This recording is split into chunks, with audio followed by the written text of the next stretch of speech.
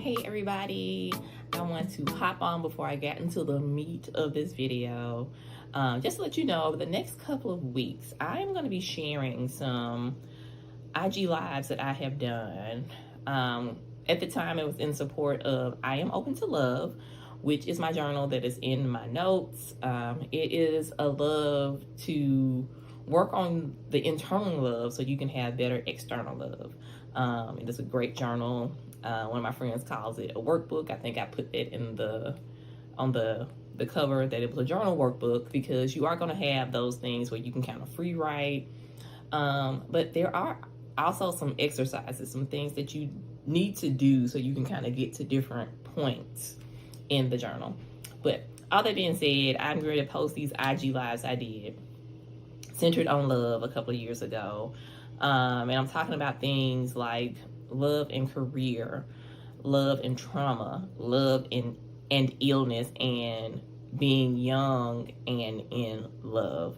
And I had some great women that allowed me to interview them, and we had some really good conversations. This first one is with Erica Parks.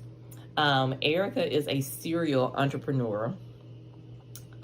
She is the creator, the owner, the operator, the brainchild behind such things as EM Parks Enterprises, Buy Black Live Talks, Reboot Your Profession, and Camouflage Me Not. This conversation I have with Erica is on love and career.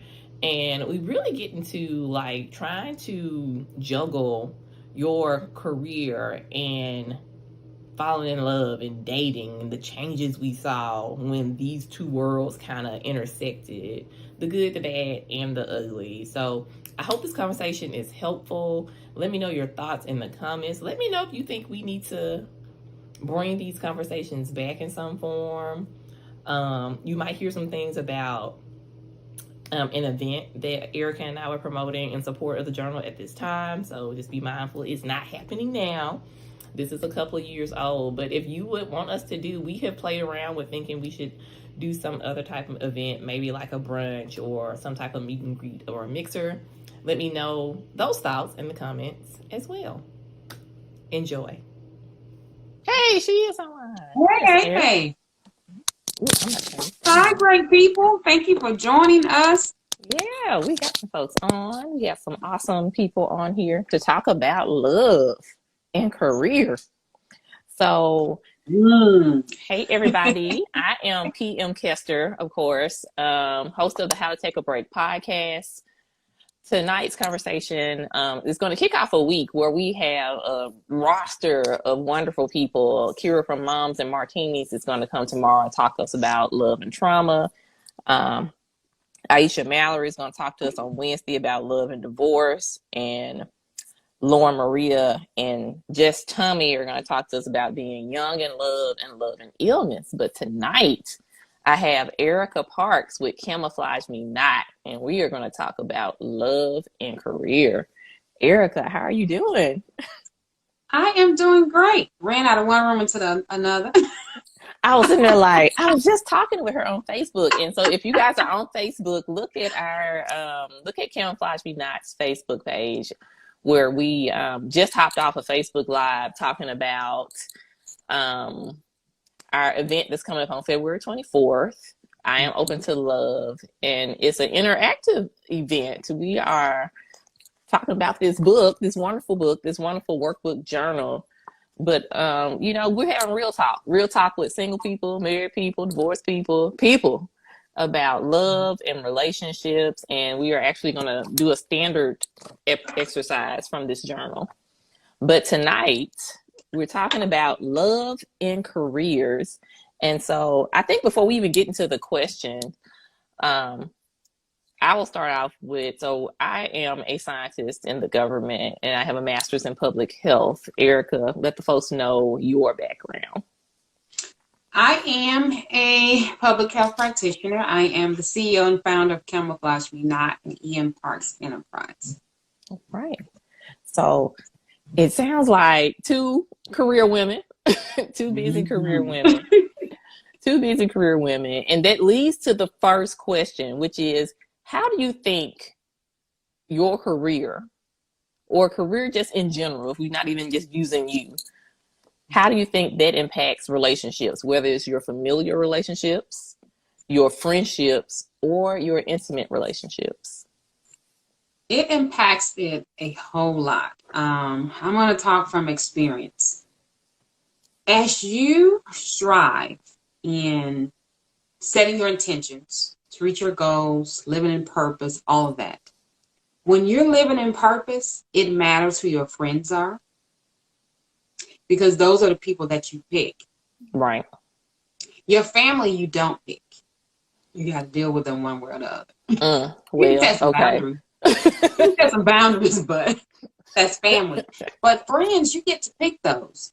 So when you're a career-driven person, no matter what you're doing, employee, entrepreneur, you're living in your purpose. You're doing a daggone thing, man or woman.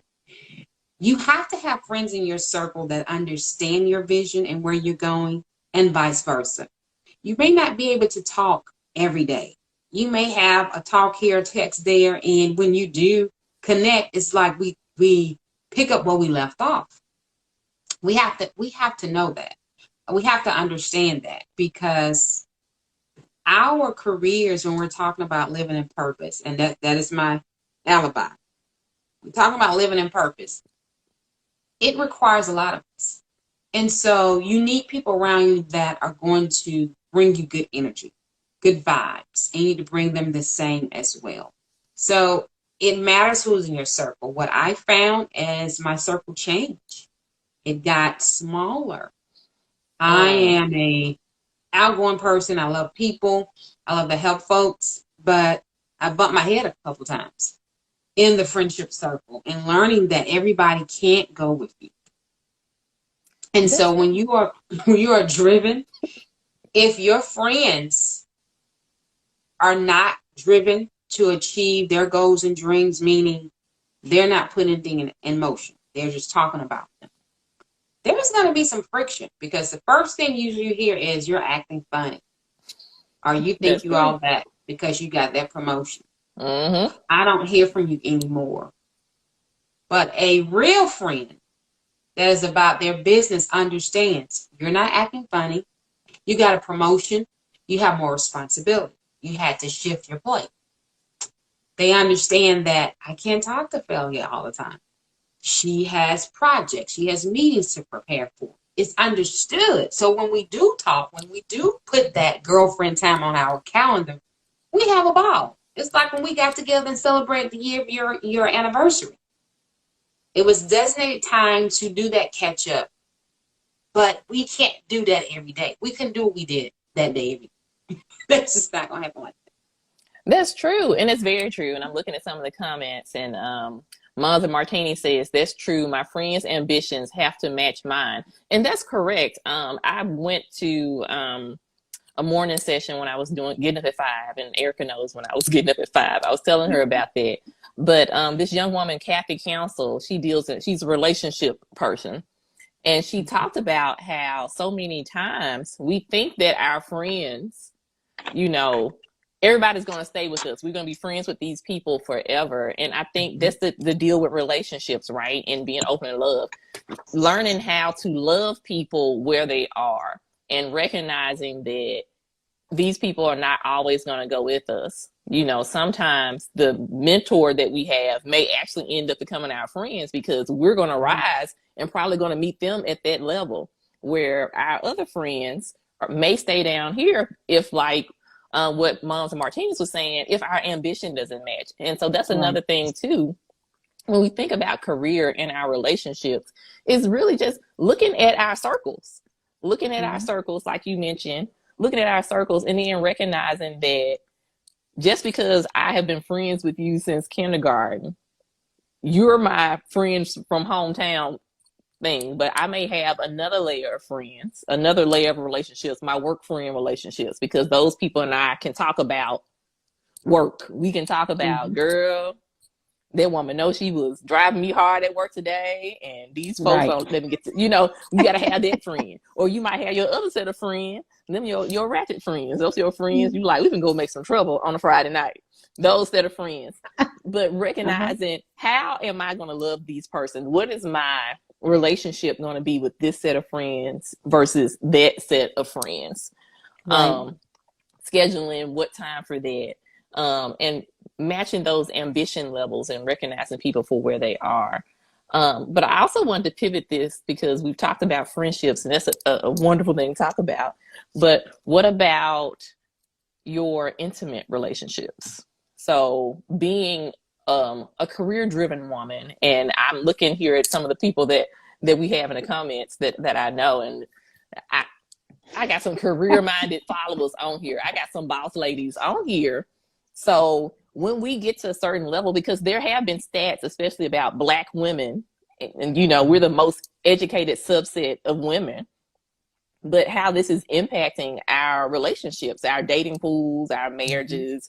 Folks are like, oh, I can't, you think you too much. I can't be in a relationship with you because you gonna think like you too good for me or something like that. How has being this Erica Parks, this CEO, this Masters of Public Health person, how's that impacted your dating, your intimate relationships?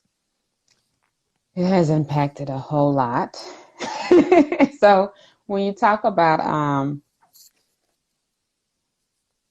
not being able to date her, the Black woman, yes, intimidation. I have seen that in so many ways. Guys being intimidated. Some so intimidated they never approach me. And then when they saw someone that they knew or heard I was dating someone at the time, they would say, oh, if I knew you like guys like that, I would have asked you out a long time ago. I'm like, what does that mean? Right? Who's the guy? Guys like that. Okay. So in their mind, they picture with me with some white collar guy. They didn't consider themselves as a white collar guy. No, they didn't have the white collar job. And so they would not approach me. And they see Erica presenting, talking, doing those different things. But that's work. I'm not at home presenting. Who am I presenting to? And I think sometimes when they see that, they get caught up in that. But when you ask me that question, I think about a position I had that led me to founding Camouflage Me Not. So I was working in a senior level role, and I was an advisor for this organization. And I started dating an officer, a military, it's an organization for the military. And I started dating an officer that I worked with very closely. And we could talk about anything. We both have a background in public health, and he had his PhD.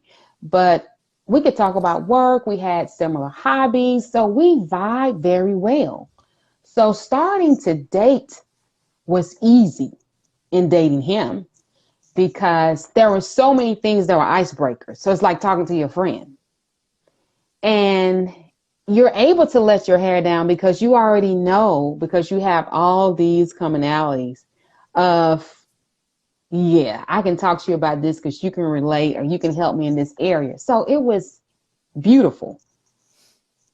One of the most intimate relationships I ever had, and there was nothing physical. And I fell really hard for this officer. I was open to love because I had done the work. I had a semi version of this. I am open to love. It's called therapy. Okay. Look, that goes hand in hand with this journal. Yes. And so that's why I say semi version, because she had me doing all kind of activities as well. People think therapy just talk. No, you're going to do some work. And so doing the work for 2 years intentionally after a serious heartbreak to be open for love, that's what made it easy. It wasn't an accident that we were drawn to each other. He wouldn't have been drawn to me had he saw me 2 years before, and he had just came to the base. The base. So had he been there, had he been there 2 years before, he wouldn't have been attracted to me. And I say that because energy We think our energy doesn't, people don't feel it. Yes, they do. And we were having a great time getting to know each other. And because I was in tune with where I want to be and being open to love, I sensed that he had a heart issue, which would make him not open to love, but he was taking the steps as if he were. I don't know if he knew this and he was blocking it out. I can't speak to that. But I know when I brought it up that you're still in love with your ex, he was speechless. And I made the decision to cut off dating.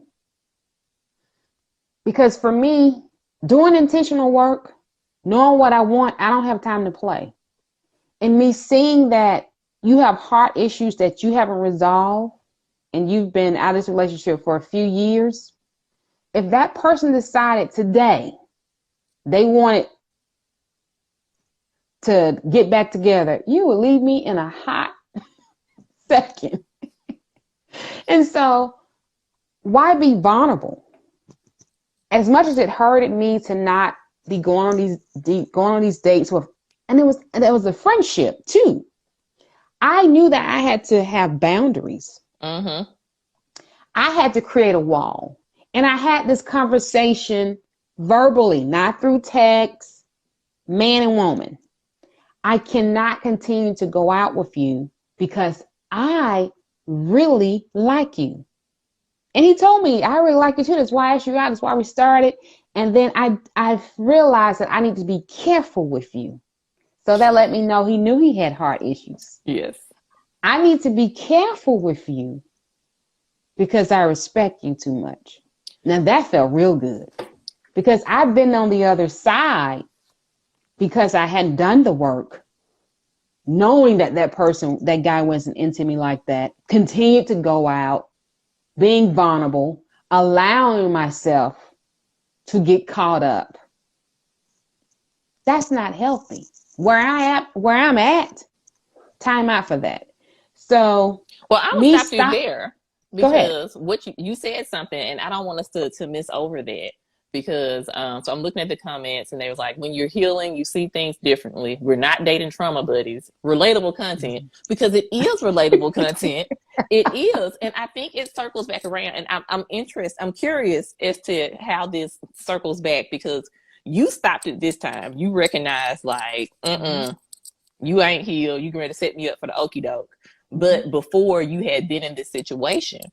Now, do you think that subconsciously you stayed in that situation also the last time because you felt, because you were this career woman and how people act towards career women, like, you too good for me and stuff like that? Was that also in the back of your head? Just like, oh my God, if I let him go, I'm not going to find anybody else because it's already slim pickings out here because, we hear that all the time. And especially when we're in the career woman phase.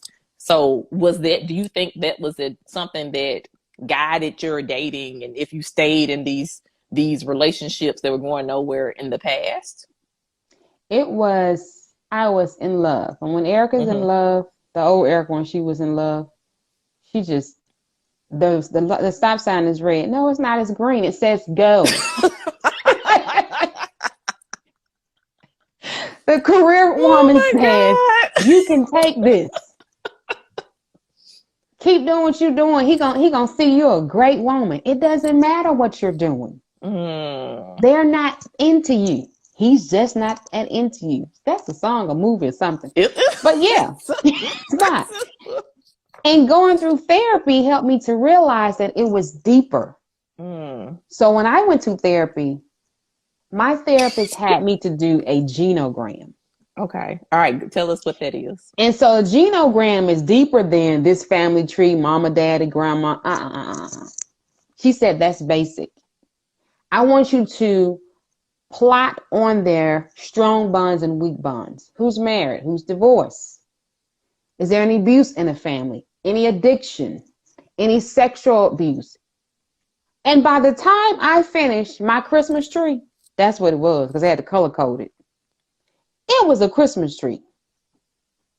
And so when I took a look back and I saw just commonalities of how Erica was experiencing these things in dating. Now, when I say this, not physical abuse, but emotional abuse, yes, because you allow yourself to be manipulated when you're not honest about the relationships you're in and who you're dealing with. As a smart woman, a woman with education. So that's another thing that I want to bring up too, because a lot of times we think because we're these career women, we have these degrees and stuff, we prone to the same type of shenanigans that everybody else out here falling victim to. This game.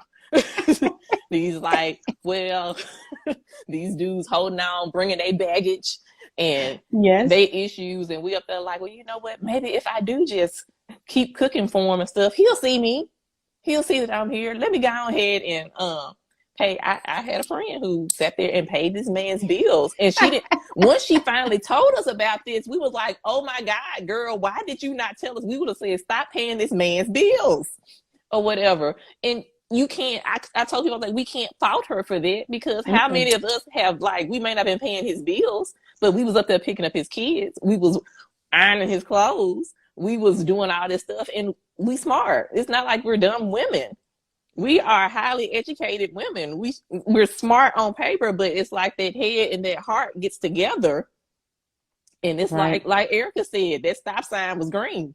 It was green. It said like, go. Girl, come on. And you take like, it. But that's another reason why I'm looking at the comments. Folks like, girl, me, child, same thing.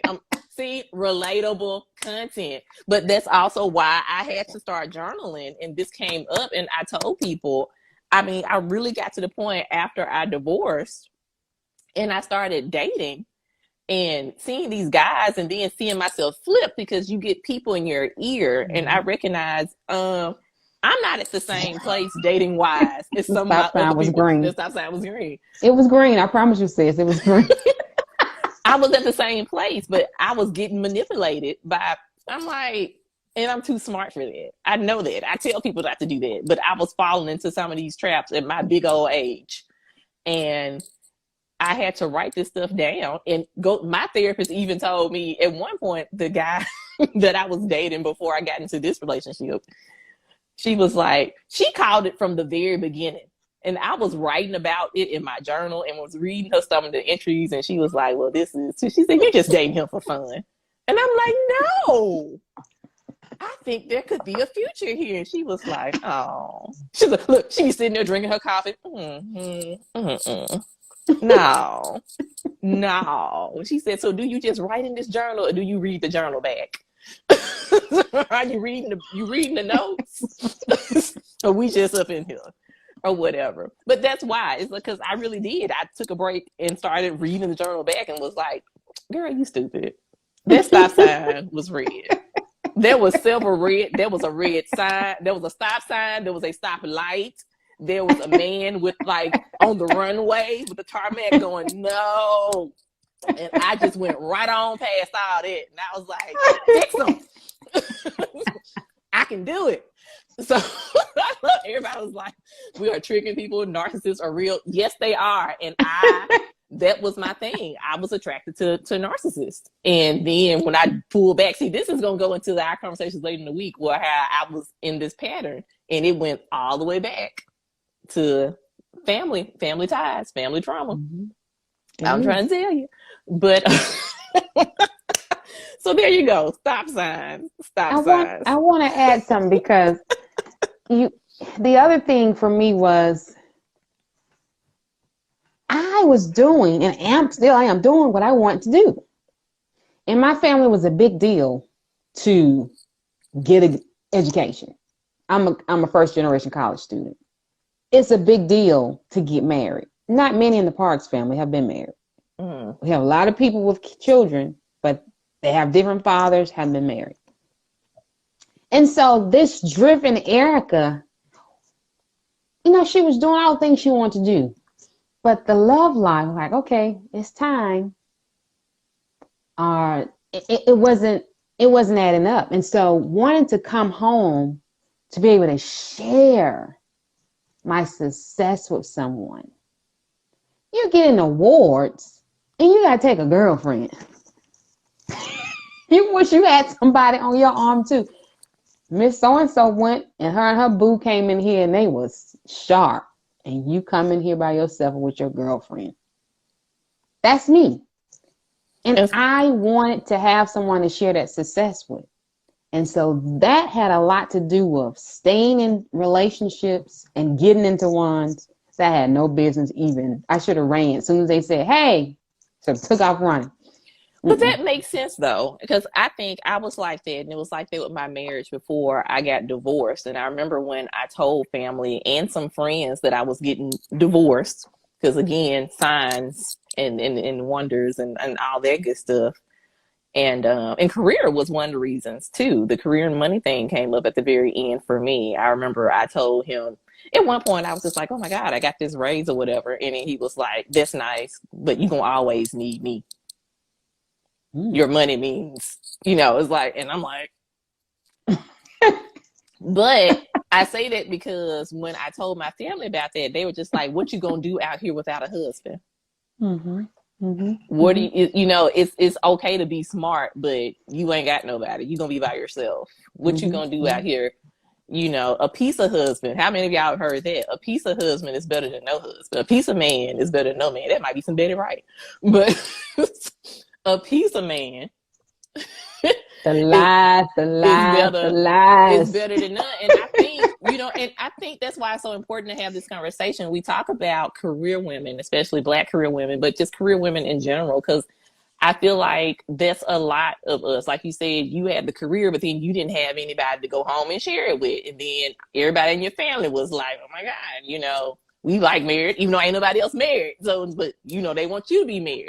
It was like that, and it was like that with me. It's like, well, it's not like I got anything to look at, but yes, you're gonna get married. No one is telling you about the work to sustain, and sometimes it's better, even as a career woman, to be alone. Look, I'd rather have peace of mind than a piece of a man. Hello. And that's what you find out when you do the work. And that was basically where I was at when I started journaling. And once I went through the journal and talking to my therapist and going through there, peace of mind, peace was my word, I think, a couple of years ago. Peace. I want peace. And a lot of times peace is better than what I think completes this perfect picture. Career woman, house, family, trophy husband. I think Mons Martinez put trophy husband down there because that trophy husband can sit there and like drain my bank account. I've had some people that had that happen to them, but it made me wonder. And generational curses. It is. And so I think Erica is just really dropping a lot of things. I think this conversation is pivotal as career women. Why do we want the things we want? Are we wanting this person to come home to? Is it because, we're lonely? Like you said, you didn't want to take your girlfriends. You wanted to have somebody there, but also it's important for us. We didn't settle in our careers. We were driven in our careers. We were going to the top. We were getting all the education. We were getting the good jobs. Why should we settle for a piece of man that's not going to increase our peace, but he's actually going to decrease our peace and probably decrease our value? Most definitely. So as somebody said, we're trying to fit traditional values into modern times. That's interesting. So Erica, I think the final question is, what does love in relationships look like to you? Love looks like, I can't sum it up. I would definitely say it is actions, affection, respect. And when I think about what love is, I think about my grandparents, my adoptive grandparents. So the McGees were definitely, if there was anybody that could be beside the word love in a dictionary, you would see that cute little couple. I met them for the first time in 2005. So they were here. I had 7 years with my grandfather, 9 years with my grandmother. But to see them so intentional about traveling, spending time with one another, they eat their meals together. If one goes to the store, one comes in the house, they kiss like they just came back from Las Vegas or somewhere, and the other one was here, and they didn't go with them. And you're talking about this time, my grandmother was 65, my grandfather was 73. They had been married over 50 years. They had a declaration in their home. The president gives you a declaration if you're married like 50 years or more. And they was just the cutest couple. Anybody that knew the McGees always talked about how much McGee, they call my grandfather by his last name, loved Claire. That's what we call my grandmother. Her name was Clara. And when they both passed, they had left me as the executors of estate. And so, like I said, it was a short period of time, me knowing them. But getting to know them, it was like instant love at first sight, especially with my grandfather. He opened up arms. He didn't question anything. I'm a whole grown woman. I'm like in my latter 20s. And it was love at first sight. He just was so warm. This tall chocolate man, 6'7", and he got that swagger walk like Obama. Y'all know what I'm talking about. And he was just so warm. But he would always call, see how I'm doing in the morning time. Hey there, grandbaby. He always had this warm hug. But going through their home and finding a box, guess what they was, y'all? A box of love letters. This is the moment you want some Snicker bars, and you just sit there and you just keep eating and keep reading like you're reading a novel. Every year on their anniversary, he would write my grandmother a love letter, reflecting over the last year or the last years as they continue to go, of how she helped change him into the man he is, apologizing for things he did and how and why he's doing things that he's doing, because he knows that she is the woman for him and that he wouldn't be where he is if it wasn't for her. And now when I look back, I'm like, man, I wish I could ask, how did y'all do that? 50 some years, both entrepreneurs at one point, living in different states. Just, that's a lot of stress. Yes. Folks can't stay married 5 years. You're talking about 50 something. So love, they painted that picture well. And I truly believe that I had to find them at that time and to see that, because 3 years later is when I had that knife, that heartache. And when I always tell folks, it felt like someone had left me on the battlefield and I was crawling, trying to get to shelter. That's how bad that heartache was from that relationship. And that happened 3 years after seeing this picture of love in this small little window. Mm-hmm. I believe for me that was planted as a reminder of love does exist. And this is a glimpse of what it looks like. And what you're in right now isn't, which is why I took myself to therapy, because I never, ever wanted to be in the seat I was in. I didn't go as a victim. I went willingly knowing you played a hand in this. And I never, ever want to play that type of hand in my life intentionally again. And that is a wonderful way to end. All right, ma'am. Thank you, Erica. Well, if you like